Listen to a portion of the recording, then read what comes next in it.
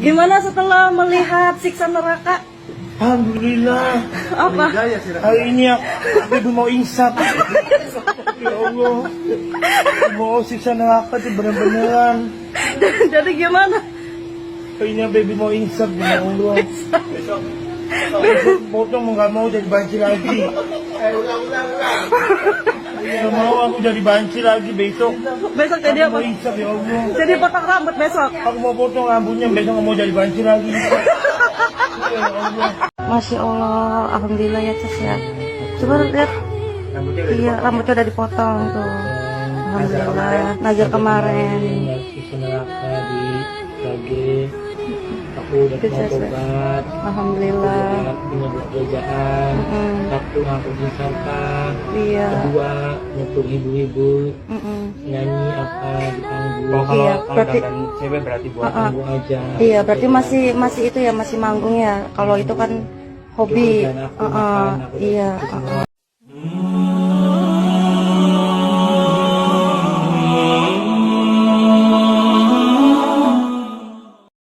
Bismillahirrahmanirrahim. Assalamualaikum warahmatullahi wabarakatuh. Sahabat IDN Project Official dirahmati Allah SWT. Ketemu lagi di channel tercinta kita, melihat dunia dalam perspektif Islam. Beberapa waktu lalu viral sebuah video, sebut saja Mas Yanto namanya. Dia itu adalah dulunya waria.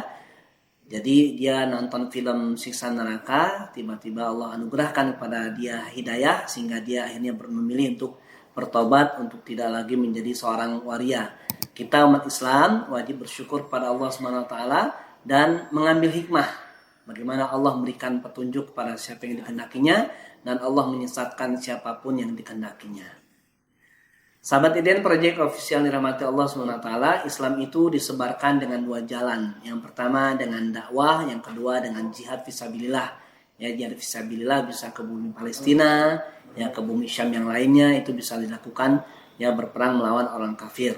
Yang kedua dengan dakwah. Indonesia adalah bagian daripada medan dakwah kita.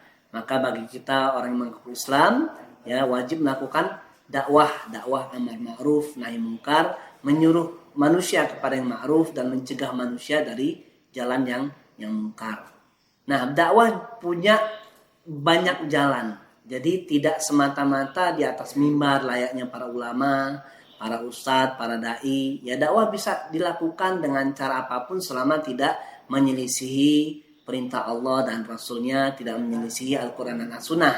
Ya contohnya misalnya kita bisa melakukan dakwah lewat seni, kita bisa melakukan dakwah lewat film. Kadang-kadang kita merasakan bahwa ada orang-orang yang ketika dinasihati dia nggak nyambung, dia nggak terima, dia menjauh, ya dia tidak tersentuh. Tapi ketika lewat seni, lewat lagu-lagu Islami atau lewat film, itu boleh jadi Allah menghendaki hidayah itu masuk melalui media seni ataupun media film. Nah, jadi banyak jalan bagi kita untuk mendakwakan saudara-saudara kita, termasuk diri kita, agar kembali kepada jalan Allah Subhanahu Wa Taala. Termasuk apa yang dialami oleh Mas Yanto tadi. Ya, kita tidak tahu ternyata Allah memasukkan hidayah ketika dia menonton film Siksa Neraka yang beberapa waktu lalu ditayangkan di beberapa bioskop di Indonesia. Viral, usai dapat banyak rezeki, kini Mas Yanto buka usaha warung kecil-kecilan.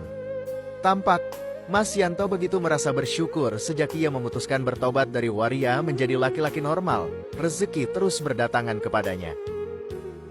Dan karena itu, kini Mas Yanto mencoba membuka usaha warung kecil-kecilan. Alhamdulillah, ini jualannya Mas Yanto ya. Mas Yanto buka usaha jualan toko sembako. Mas Yanto usaha sembako, seperti Mas Yanto. Jadi sahabat IDN Project Official yang dirahmati Allah SWT, kita tidak boleh mengecilkan orang lain, tidak boleh meremehkan orang lain, tidak boleh menghina orang lain yang mungkin dalam pandangan kita dia itu jelek, dia itu buruk, ya dia ahli maksiat, latar belakang masa lalunya itu gelap dengan kemaksiatan, dengan dosa-dosa. Karena kita tidak tahu ya Allah memberikan hidayah kepadanya lewat jalan mana, ya termasuk apa yang dialami oleh Mas Yanto tadi.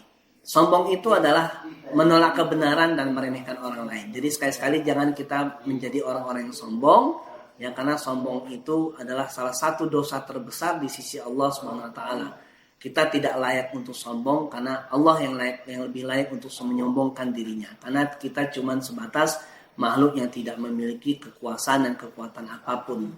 Termasuk kita tidak boleh mengecilkan, meremehkan, menghina orang lain yang mungkin tadi kita anggap masa lalunya ya, dipenuhi dengan dosa-dosa dan kemaksiatan. Nah, semoga apa yang dialami oleh Mas Yanto tadi bisa menjadi ibrah, bisa menjadi pelajaran bagi kita, khususnya seorang muslim dan juga kepada para dai, para ustadz, para ulama, untuk terus memberikan bimbingan kepada umatnya, memberikan petunjuk, memberikan jalan yang terbaik, memberikan nasihat yang terbaik kepada umat Islam dengan cara-cara yang bil hikmah wal mau'izatil hasanah. Semoga dengan demikian kita bisa memasukkan hidayah Allah itu melalui tangan kita, melalui lisan kita, melalui pengaruh kita dengan kekuatan dari Allah Subhanahu wa taala, dan mengantarkan saudara kita kepada hidayah untuk kembali ke jalan yang diridhai Allah Subhanahu wa taala. Demikian sahabat IDN Project Official dirahmati Allah Subhanahu wa taala, semoga bermanfaat. Assalamualaikum warahmatullahi wabarakatuh.